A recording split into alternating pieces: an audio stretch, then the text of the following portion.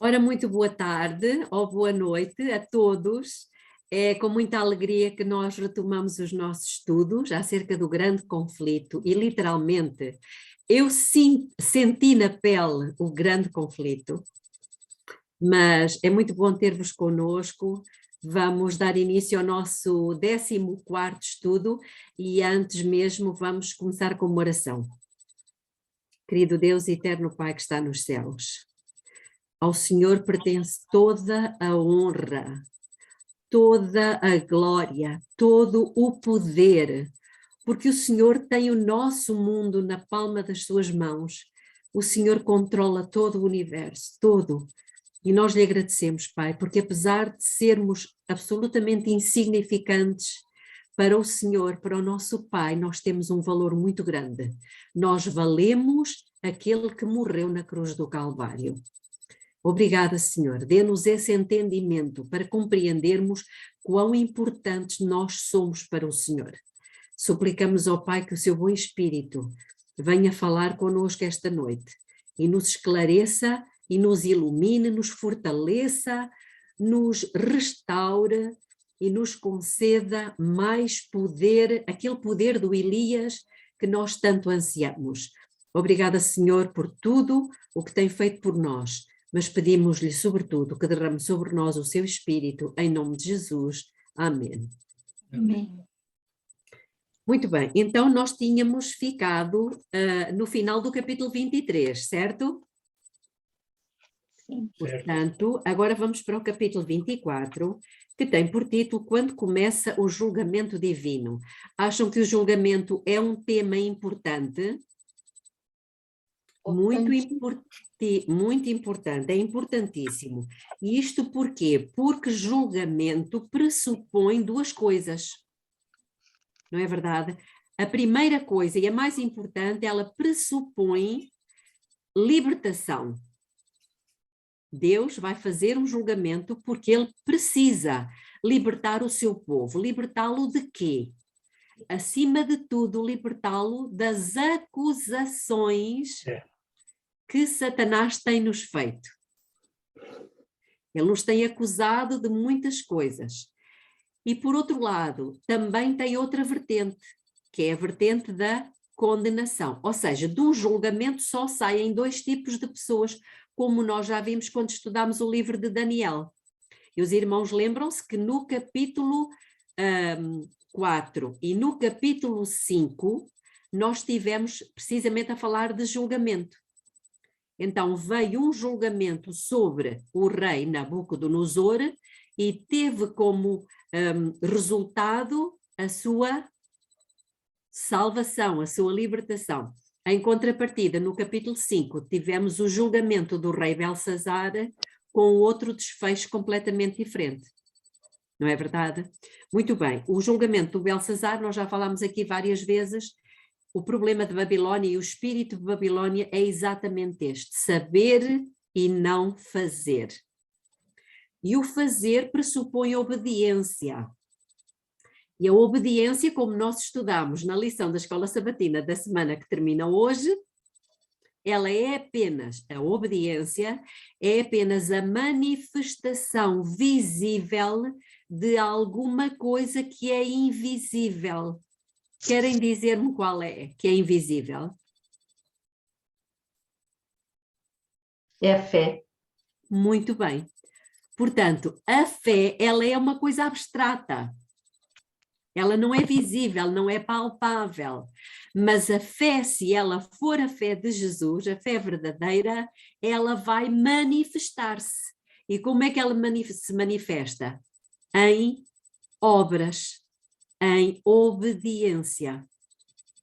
Estamos a perceber? Portanto, quando Deus pede de nós obediência, ele apenas está a dizer o quê? Que precisamos ver se a fé que nós temos é mesmo a fé verdadeira. Porque nós sabemos que a fé sem obras, ou seja, sem obediência, é morta. Muito bem, então, há necessidade de se fazer um julgamento. Porquê? Porque Satanás, ele é o acusador e ele nos acusa a maior parte das vezes de coisas que ele tem razão. Muito bem, então aqui fala-nos do assunto do santuário, porque o julgamento, como nós sabemos, ele passa-se, ou melhor, ele é ensinado por Deus através da doutrina do santuário. Doutrina essa, irmãos, e esta questão do julgamento, irmãos queridos, só nós temos esta luz. E quando eu digo isto, não o digo com orgulho ou presunção. Eu digo-a com um grande sentimento de responsabilidade. De gratidão e de responsabilidade, exatamente. Porquê? Porque se nós efetivamente temos Jesus conosco, o apóstolo Paulo dizia, não vivo mais eu. Ora, se ele não vivia, é porque ele estava o quê? Morto. Morto. E precisamente necessitamos de estar mortos para que em nós viva quem? Jesus Cristo. Jesus Cristo que é amor. Então, esse amor que nós dizemos ter, ele se manifesta, tal e qual como a fé, se manifesta como? Em ações. E quais são essas ações? Um desejo e uma prática de salvar os outros. Amém. Ou seja, nós só podemos ter atitude salvífica se nós estivermos cheios de amor. E amor é uma pessoa, é Cristo. Portanto, toda a pessoa que não sente no seu coração o desejo de salvar os outros, de fazer alguma coisa para levar cura, para levar salvação, para levar libertação, toda a pessoa que não tem este desejo, ela tem que se examinar muito bem e reconhecer, falta-me aqui qualquer coisa. E esta qualquer coisa é o amor. E o amor não se vende no supermercado, nem na farmácia. O amor é dado. É dado por quem? Vamos abrir no livro de Romanos. Isto é apenas a introdução. Vamos ao livro de Romanos e vamos ler o capítulo 5, versículo 5. Já lemos aqui algumas vezes, mas o que é que diz Romanos 5:5?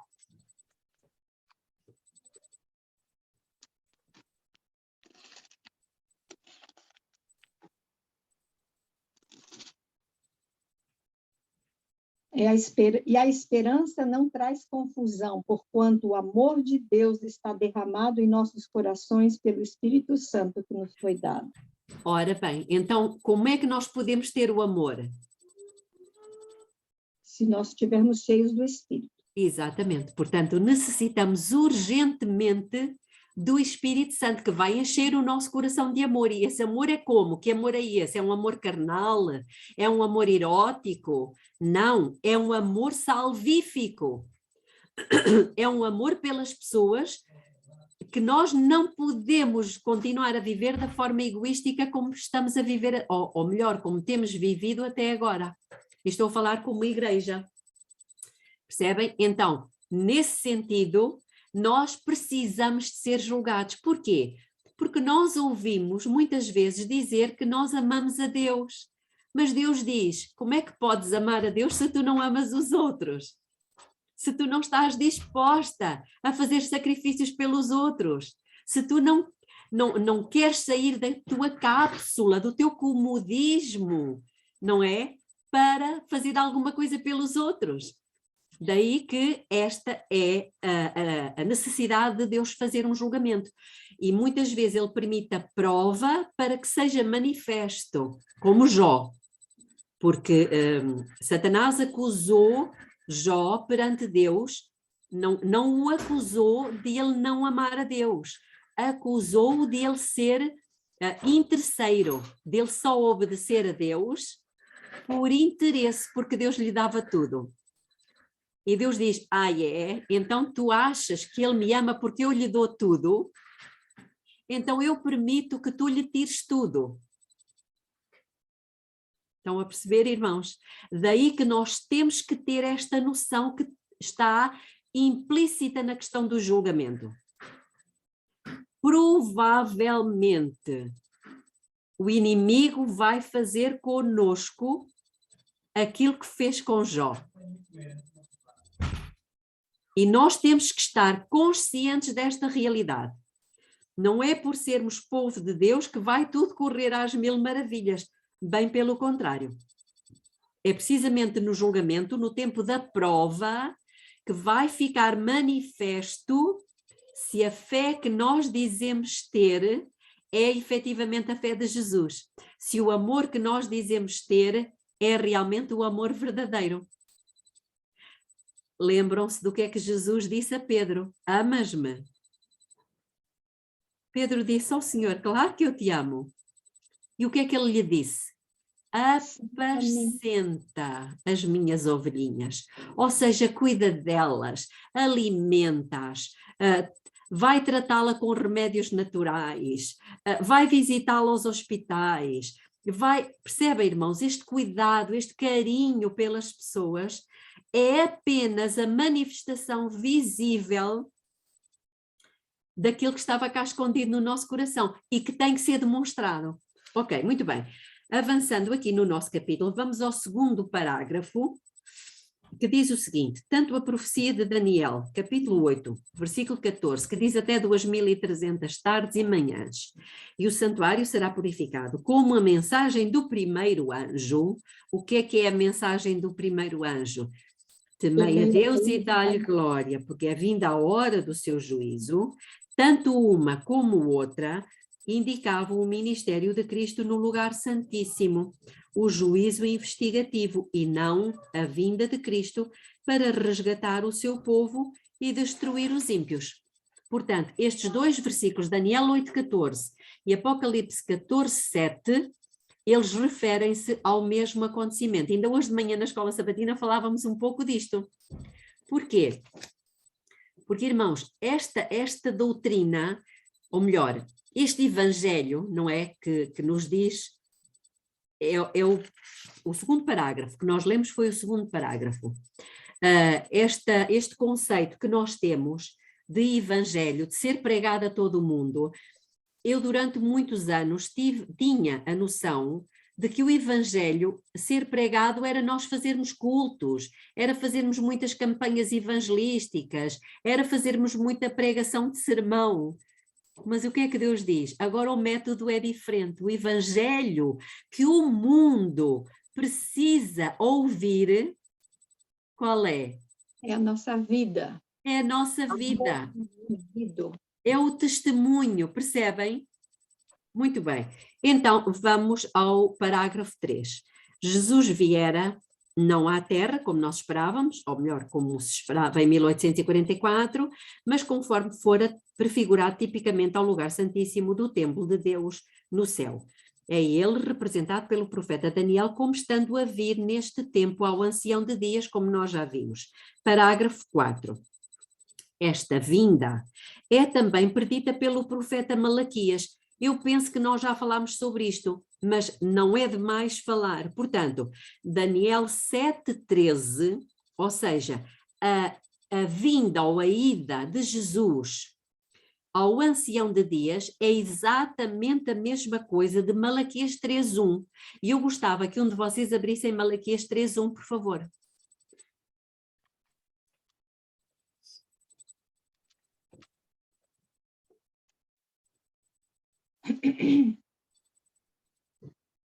Eis que eu envio o meu mensageiro que preparará o caminho diante de mim e, de repente, virá ao seu templo o Senhor, a quem vós buscais, e o mensageiro da aliança, a quem vós desejais. Eis que ele vem, diz o Senhor dos Exércitos. Obrigada, Elice. Então, o que é que isto significa quando diz que de repente virá ao seu templo? O que é isto de repente? Quando é que isto aconteceu? Eu já estou a dizer que aconteceu, não é? De repente, ninguém esperava. 1844. Exatamente, exatamente. É a mesma coisa, eu até pus aqui no meu grande conflito, Daniel 7,13 igual a Malaquias 3,1, que por sua vez é igual a Daniel 8,14, que por sua vez é igual a Mateus 25:6. Irmãos, nós precisamos fazer estas conexões destes textos. Porquê? Porque nós estamos aqui a aprender para ensinar. Deus não vai poder contar com a mesma eficácia aqueles que estão a preparar-se, como, ou melhor, que não estão a preparar-se, como ele poderia usar aqueles que estão a fazer a preparação. Estão a perceber? Muito bem, esta preparação passa pela aquisição deste conhecimento, mas também passa pela vivência na prática deste conhecimento. Muito bem, então foi exatamente em 1844, ninguém estava à espera. E o que é que aconteceu nessa altura? No céu, Jesus de repente vai ao seu templo, ou seja, ele entra no lugar santíssimo. E as pessoas na terra não sabiam disto, mas elas precisavam de saber, e nós já vamos perceber porquê. Porque é que Jesus não veio nessa altura? Então diz, a vinda do Senhor ao seu templo foi súbita e inesperada para o seu povo. Não o buscavam ali. Esperavam que viesse à terra, como labareda de fogo, tomando vingança dos que não conhecem Deus e dos que não obedecem ao Evangelho. Parágrafo 5. O povo, porém, escutem isto é muito importante. O povo, porém, ainda não estava preparado para se encontrar com o Senhor. Estamos a falar de que data? 1844. O povo não estava preparado. Lembrem-se que o povo tinha vindo de uma coisa chamada Idade das Trevas. E apesar de Deus já ter estado a dar luz desde 1755, através de John Wycliffe, e depois de Martinho Lutero, e depois de Calvino, Zwinglio na Suíça, Lacunza, etc., etc., o povo ainda não tinha entendido, não estava preparado. Então, se não estava preparado em 1844, e Deus é amor, e Deus é misericordioso, e Deus é paciente, o que é que ele fez? Isto que nós acabamos de ler aqui. Vamos ver. Havia ainda uma obra de preparação que deviam cumprir. Ser-lhes-ia proporcionada o quê? Nova luz. Luz. Irmãos, isto é importante. Precisávamos de luz naquela altura, dirigindo-lhes a mente. Olhem aqui a questão da mente, os pensamentos, o entendimento, a consciência. Eles não tinham consciência do que é que estava a acontecer no céu. Então, dirigindo-lhes a mente para o templo de Deus no céu. Por que é que eles não tinham a mente deles voltada para o templo, para o santuário no céu? Porque, infelizmente, durante 1260 anos, um poder nesta terra que estava ao serviço de Satanás estava a dirigir-lhes, ou esteve a dirigir-lhes a mente para os santuários na terra. Para o santuário de Fátima, para o santuário de Lourdes, para o santuário de Medjugorje, para outros santuários. E o povo não tinha a sua mente voltada para o sítio certo, ou seja, o noivo estava voltado para um lado e o povo estava voltado para o outro. E quando nós num casamento perdemos o noivo, deixamos de ir às bodas, é ou não? Porque ele é que nos conduz para as bodas. Continuando. E seguindo eles pela fé, este ingrediente é importante. O sumo sacerdote, no seu ministério ali, seriam revelados novos deveres. Outra mensagem de advertência e instrução deveria dar-se à igreja. Então, irmãos, em 1844, Deus suscita um movimento para fazer o quê? Para dar instrução à igreja essa que haveria de fazer o quê? Preparar um povo, ir por todo o mundo. Preparar um povo. para a vinda de Jesus. Agora, se Jesus hoje, em 2022, ainda não veio, qual foi o motivo? Nossa culpa, nós não estamos prontos ainda, preparados para ir atrás do povo. Exatamente, portanto, nós não fizemos o trabalho de casa, o TPC. Nós não nos preparamos para preparar outros. Por isso, meus irmãos, é que os ministérios independentes, particularmente a obra médico-missionária, é tão importante.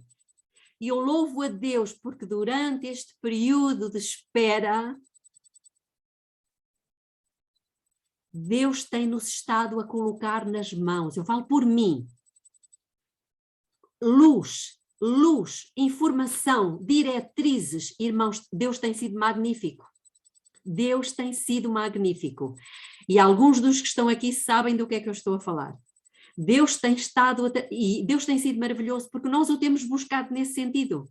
E, portanto, eu acredito que dentro de muito pouco tempo nós vamos ter muitos grupos prontos para fazer a obra médico-missionária, mas é como Deus disse, não é como nós achamos.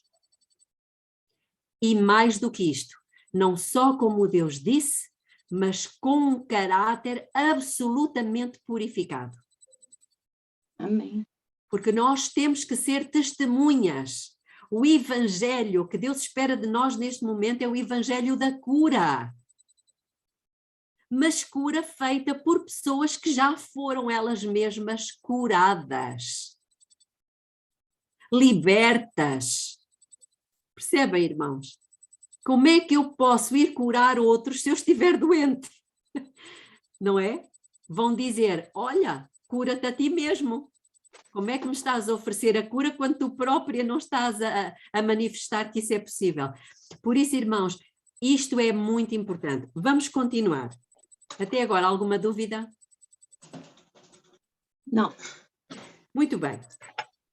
Parágrafo 6.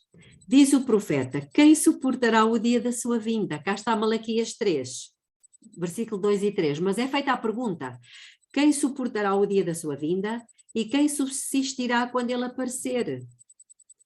Mas está a falar da vinda de Jesus ou não?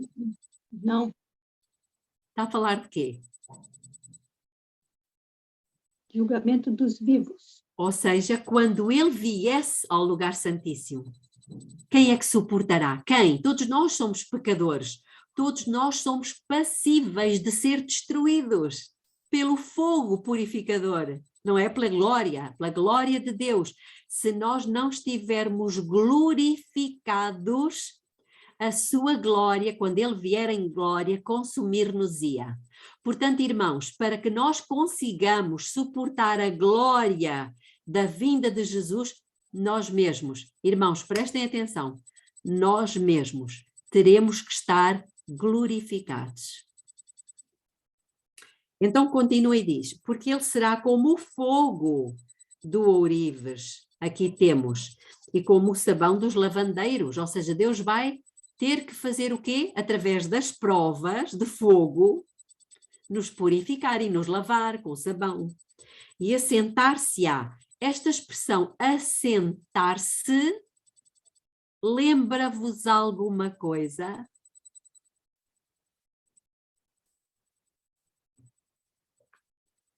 O julgamento se assentou e abriu os livros. Exatamente, vamos lá abrir em Daniel capítulo 7. Nós já vimos isto, mas nós temos que ir fazendo estas conexões, irmãos, e para que isto aconteça, a nossa mente tem que estar limpa, senão nós não conseguiremos fazê-lo. Então, Daniel, capítulo 7, diz-nos um versículo muito conhecido, que é o versículo 10. Um rio de fogo manava e saía de diante dele, milhares de milhares o serviam e miríades de miríades assistiam diante dele. E depois diz o quê? Assentou-se o juiz, e abriram-se os livros. Então, quando a Bíblia fala, particularmente em profecia, de que ele se assentou, Deus se assentou, significa iria começar alguma coisa muito solene. o julgamento.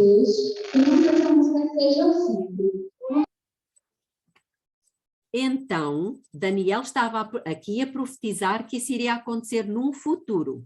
Mais tarde, Malaquias refere a mesma coisa quando ele diz: e assentar-se-á, afinando e purificando a prata. O que é a prata?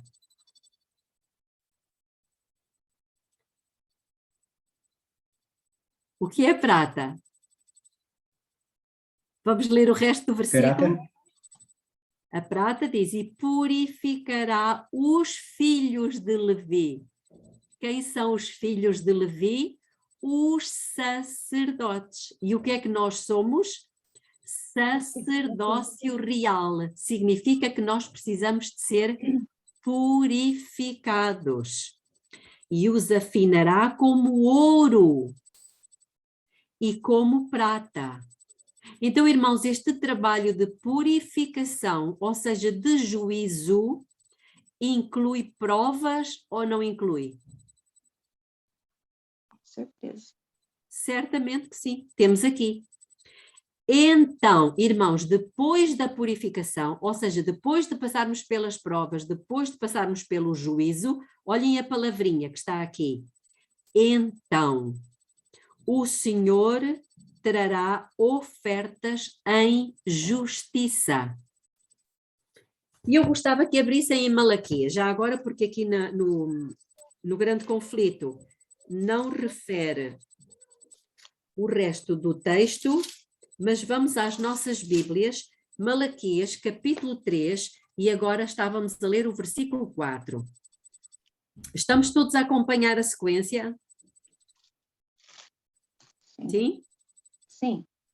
Então o versículo 4 diz: então, ou seja, depois da purificação, depois de passarmos pelo fogo, a oferta de Judá e de Jerusalém será agradável ao Senhor.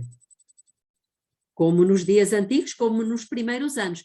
Mas é só depois de passarmos pela prova, é que nós seremos, essa oferta que somos nós, agradáveis. Porque, irmãos, enquanto formos acusadores dos irmãos, enquanto estivermos irreconciliados uns com os outros, incluindo a nossa própria família, enquanto estivermos cheios de justiça própria, enquanto só pensarmos no nosso comodismo egoísta, nós não somos ofertas agradáveis. Nós somos absolutamente desagradáveis ao Senhor. Percebem? E não é isto que Deus quer. Por isso a necessidade das provas. Versículo 5. E agora vejam o versículo 5. E chegar-me-ei a vós para juízo. Então, irmãos, o tempo de juízo ou de julgamento é um tempo que, por excelência, nós temos Cristo mais perto de nós do que algum dia tivemos. Já repararam? E a chegar-me-ei a vós para juízo, ou seja, para prova. Então, quando estivermos a ser provados, irmãos, tenham este conforto. Jesus está mais perto de nós do que quando não estamos a passar pelas provas. Continuando. E serei uma testemunha veloz contra os feiticeiros, contra os adúlteros, contra os que juram falsamente, contra os que defraudam o trabalhador em seu salário, a viúva e o órfão, e que pervertem o direito do estrangeiro, e não me temem, diz o Senhor dos Exércitos, pois eu, o Senhor, não mudo, por isso vós, ó filhos de Jacó, não sois consumidos. Então, estamos a perceber o processo? Muito bem. Se alguém tiver dúvida, depois pode tomar nota que no fim nós esclarecemos, ou tentaremos esclarecer. Voltemos ao grande conflito. Os que estiverem vivendo sobre a terra, quando a intercessão de Cristo cessar no santuário celestial, prestem atenção ao que está aqui. Deverão, sem mediador. Quem é que é o mediador? Jesus. Jesus Cristo. Deverão, sem Jesus Cristo, estar em pé na presença do Deus Santo. As suas vestes, aqui temos nós, devem estar como imaculadas, ou seja, sem um pecado sequer. Melinha, Sim. no texto em inglês, aí é usada uma palavra que quer dizer imprescindível, não devem apenas. É imprescindível que suas vestes estejam imaculadas, ok. seus caráteres imprescindivelmente precisam estar purificados do pecado pelo sangue. Então poderíamos traduzir assim: é imprescindível que as suas vestes estejam imaculadas, é isso? Isso. Muito bem, muito obrigada. Com o caráter, irmãos, olhem o que está aqui. Com o caráter o quê? Liberto do pecado. Irmãos, como é que ousamos ouvir sem replicar muitas vezes, mas como é que ousamos ouvir que vamos pecar até à vinda de Jesus? Não pode ser, irmãos, isso é uma heresia. A Igreja Adventista do Sétimo Dia nunca acreditou e nunca ensinou que nós vamos pecar até à vinda de Jesus. Nunca. Isso que está sendo pregado hoje são heresias. Entendemos? E, portanto, temos que ter a coragem de nos levantar contra as heresias. Ou Amém. não? Louvado seja Deus. Ou vamos continuar sentados ouvindo uma doutrina que vai levar à destruição das pessoas, que vai mantê-las enganadas. Isso é bom para a Igreja Católica, não para nós. Ok? Então, com o caráter liberto do pecado pelo sangue da aspersão. Como é que isso pode acontecer? Pelo sangue. E nós cantamos isto, irmãos. A nossa doxologia está absolutamente de acordo com a nossa teologia. Nós cantamos o hino: se do pecado te queres livrar, o sangue de Jesus dá o poder, ou não dá? Onde é que estão os corajosos? Aqueles que são à prova de fogo. Qual é o fogo? É o fogo da acusação, o fogo da crítica, o fogo da injúria, o fogo do insulto, irmãos. Mas nós queremos ficar, desculpem, não é nós, mas há pessoas que querem ficar de bem com Deus e com o diabo, é mais fácil. Mas nós precisamos ser à prova de fogo, venham as balas. Mas nós precisamos amar a verdade. E amar a verdade é estar disposto a defendê-la até à morte, ou não? Muito bem. Mediante a graça de Deus, duas coisas. E o seu próprio esforço diligente, ou seja, o nosso, devem ser vencedores na batalha contra o mal. Aqui temos um casamento. Aí, de novo, está aquela palavrinha em inglês, no original, que é imprescindível estar. Muito interessante. Não é o devem, é imprescindível. Não é devem, é imprescindível estar, serem conquistadores sobre a batalha sobre o mal. Muito interessante. Irmãos, tomem nota disso no vosso grande conflito, porque em português não é assim que está. Enquanto o juízo de investigação prosseguir no céu, reparem que há aqui uma obra conjunta que acontece no céu, mas que tem implicações na terra. Então aqui diz, enquanto o juízo de investigação prosseguir no céu, enquanto os pecados dos crentes arrependidos estão sendo removidos do santuário, deve haver uma obra especial de purificação ou de afastamento do pecado entre o povo de Deus aonde? Na terra. Na terra. Então temos duas purificações, ou não? Absolutamente. Certíssimo. Há a purificação do santuário no céu, mas também há a purificação do santuário de Deus na terra. E qual... Agora vou fazer uma pergunta, mas a Alice não vai responder. E eu gostava de ouvir todos. Qual é a purificação que se faz em primeiro lugar? É a do céu ou é a da terra? Terra. Terra. Terra. Da terra. Da terra. Muito bem, sim senhor, é a da terra. Por quê? Nós já falámos isto aqui, não é verdade? Porque se Cristo está limpando no céu e nós na terra estamos pecando e confessando, e o pecado é transferido para o céu, ou seja, estamos a sujar o santuário celestial. E Cristo nunca mais iria voltar à terra, o que não acontece. Portanto, Deus vai ter um povo purificado, limpo na terra, para depois ele conseguir purificar um santuário no céu. Percebem? Muito bem, vamos continuar. Esta obra é mais claramente apresentada nas mensagens do capítulo 14 do Apocalipse. Eu peço desculpa, irmãos, isto não estava no programa, mas é o Espírito Santo que dirige e, portanto, sendo ele que dirige, ele por vezes faz-me assim umas surpresas, não é? Traz-me umas coisas à mente e eu tenho que vos apresentar isto. Porquê?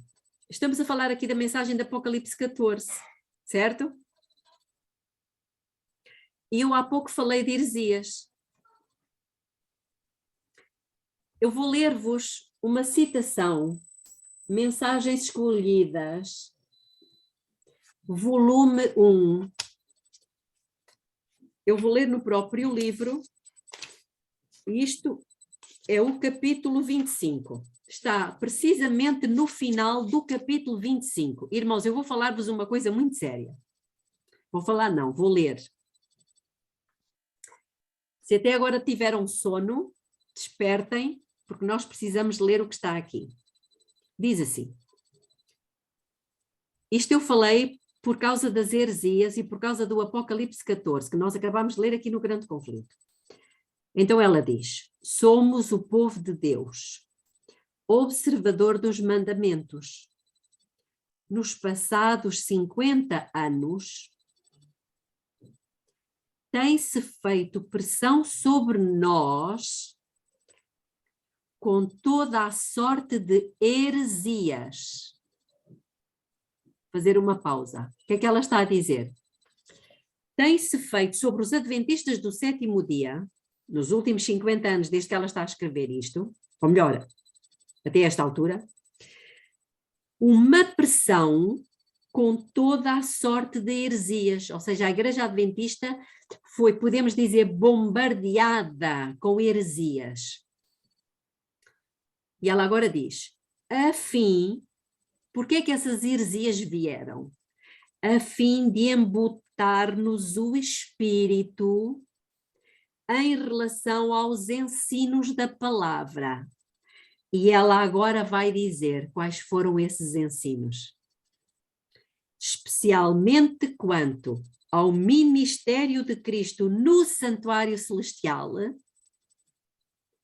e à mensagem do céu para estes últimos dias, como foi dada pelos anjos no 14º capítulo do Apocalipse. Ou seja, Apocalipse 14.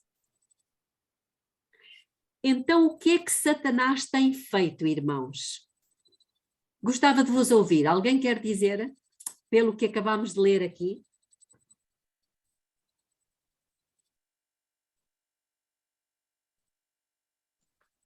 Ele tem introduzido ao longo dos anos heresias na igreja. Muitas heresias. Essa é a pressão que eu suponho que ela tem falado, porque a gente está vendo isso assim, de forma escandalosa, né, em todo tipo de heresias. Muito obrigada, Fátima. Mesmo relativamente ao santuário, por exemplo, que Jesus entrou no Santíssimo imediatamente após o Pentecostes, é um aspecto. Há mais que vamos continuar a pecar, sempre. Exatamente. E relativamente a Apocalipse 14. que era o que falávamos há pouco. Então, irmãos, se tem sido feita grande pressão pela entrada de heresias, especialmente, como ela diz aqui, especialmente quanto ao ministério de Cristo no santuário celestial, e Apocalipse 14, onde é que estão, pergunto eu, onde é que estão os homens e as mulheres, Os atalaias. corajosos, que se levantam em favor da verdade? Irmãos, o ser testemunha não é apenas de boca. Nós temos que nos levantar em defesa da bandeira ensanguentada do príncipe Emanuel, irmãos. Venha de onde vier a mensagem, seja PhD, seja Papa, seja o que for, irmãos. Nós temos que, cheios do Espírito Santo, nos levantar em defesa da verdade. Ou não? Lógico, é o que Deus nos pede, é o mínimo que Ele nos pede. Porque enquanto ficarmos silentes, Cristo continuará a ser espezinhado e a verdade deitada por terra.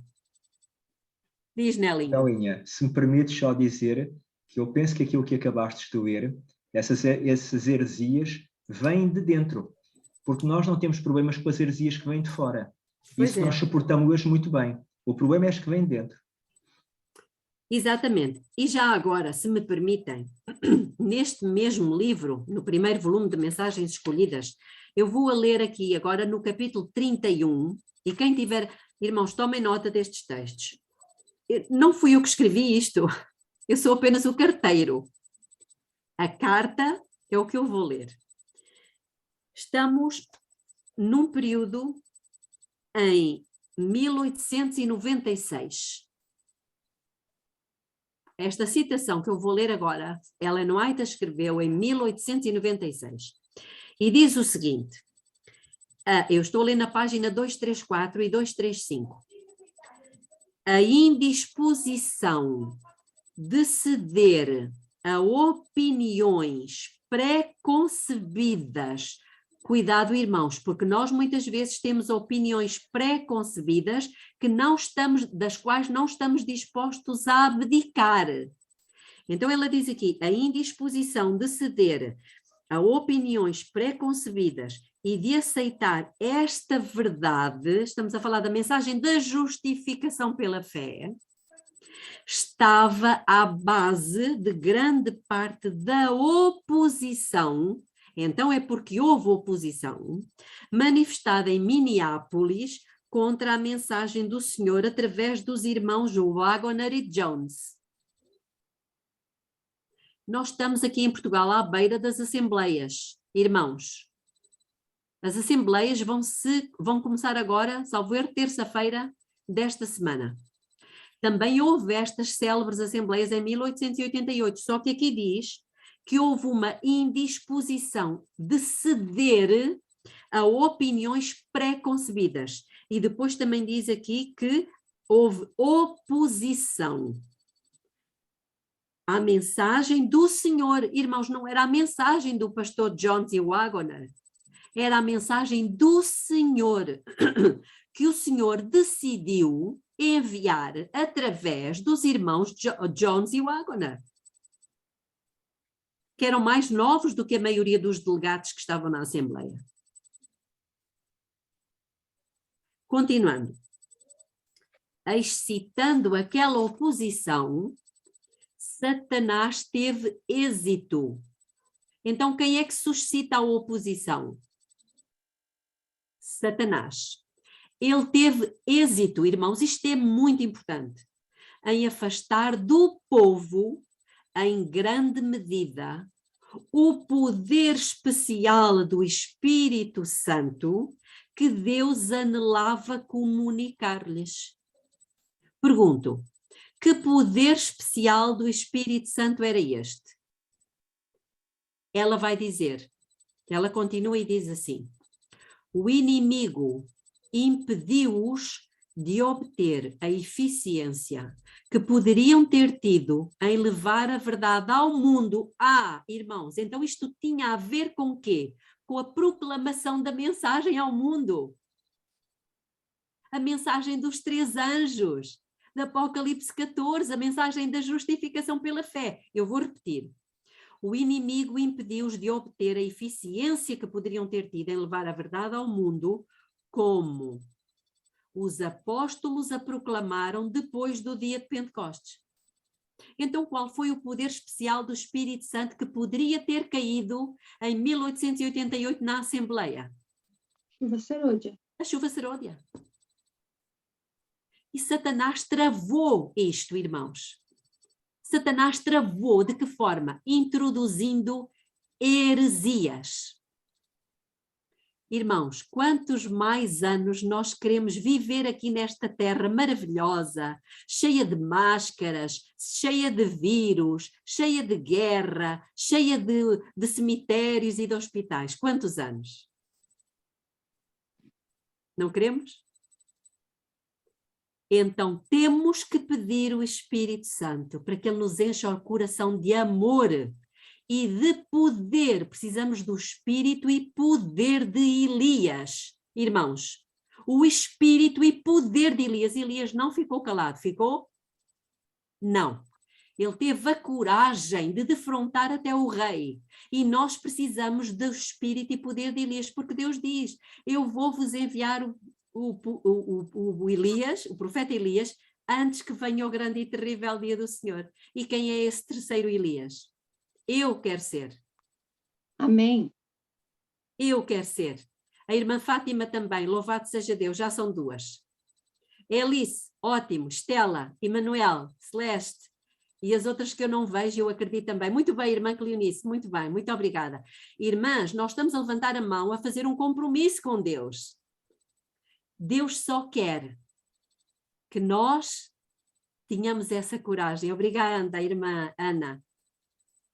Muito bem, Lígia, muito bem, irmãos. Nós precisamos disto. O mundo espera por isto e Deus anseia por isto. Chega de estarmos confortavelmente silentes. Numa crise, Deus diz que é crime. E nós estamos a viver uma crise. É crime ficar inerte. Precisamos de tomar posição em defesa da verdade. Continuando, vou só ler mais um pouquinho de mensagens escolhidas. Sofreu resistência à luz que deve iluminar toda a terra com a sua glória. E pela ação dos nossos próprios irmãos tem sido em grande medida conservada, afastada do mundo. Irmãos, isto é crime. Esta luz tem que chegar ao mundo. Por isso Jesus diz, vocês são a luz do mundo. Deus precisa de pessoas que estejam na disposição de levar esta mensagem, ainda que seja debaixo de fogo. Ainda que seja debaixo de fogo. Ora, eu não sei que horas são. Está quase na hora. 8h30. 8h30. Vamos terminar por aqui? Ou ainda temos mais uns minutinhos? Vou só ler mais um pouquinho, está bem? Pode ser? Agora no grande conflito. No parágrafo 7. Quando ela se houver realizado, portanto, esta obra, os seguidores de Cristo estarão prontos para o seu aparecimento. E a oferta de Judá e de Jerusalém será suave ao Senhor, como nos dias antigos, como nos primeiros anos. Então, a igreja que o nosso Senhor deve receber para si, à sua vinda, será como?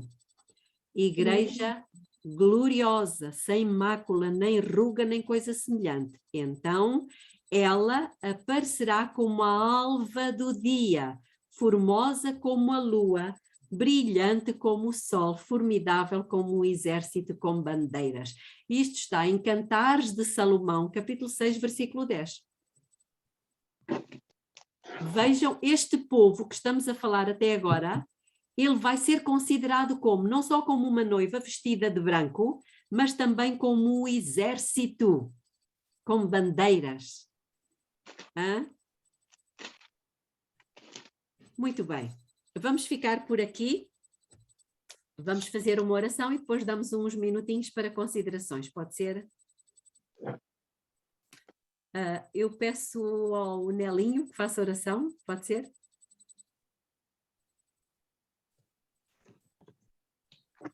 Senhor nosso Deus, querido Pai, temos a agradecer-te, Senhor, o privilégio que nos destes de passar aqui estes momentos